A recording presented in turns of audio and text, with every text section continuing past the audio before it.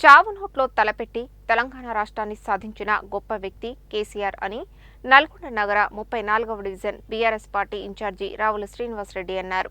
10 ఏళ్లు ముఖ్యమంత్రిగా ఉండి అనేక సంక్షేమ పథకాలను పేదలకు అందించిన గొప్ప నాయకుడు కేసీఆర్ అని కొనియాడారు. నల్గొండ నగర 34వ division BRS incharge Ravula Srinivasa Reddy ఆధ్వర్యంలో మాజీ ముఖ్యమంత్రి కేసీఆర్ పుట్టినరోజు వేడుకలను ఘనంగా నిర్వహించారు. కేక్ కట్ చేసి సంబరాలు జరుపుకున్నారు.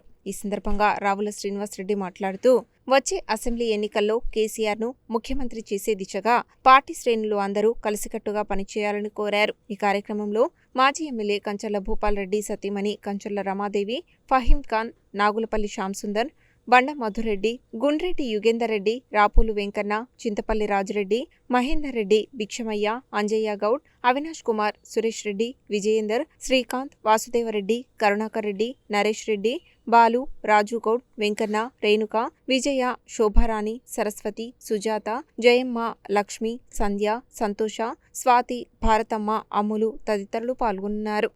తొలి ముఖ్యమంత్రి కల్వకుంట్ల చంద్రశేఖరరావు గారి యొక్క పుట్టినరోజు కార్యక్రమాన్ని ఘనంగా 34వ డివిజన్లో వెంకటేశ్వర కాలనీలో నిర్వహించుకోవడం జరిగింది.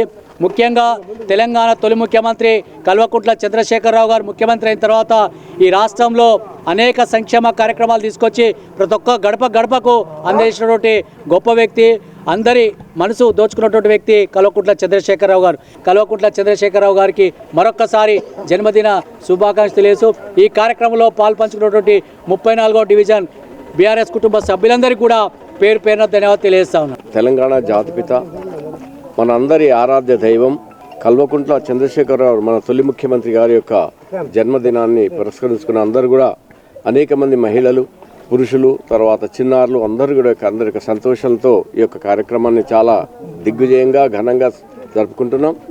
ముఖ్యంగా మనకు ప్రతి ఇంటిలో ఆయన ఇచ్చినటువంటి కార్యక్రమాలు వారి వల్ల లాభపడని ఇల్లు లేదు తెలంగాణలో.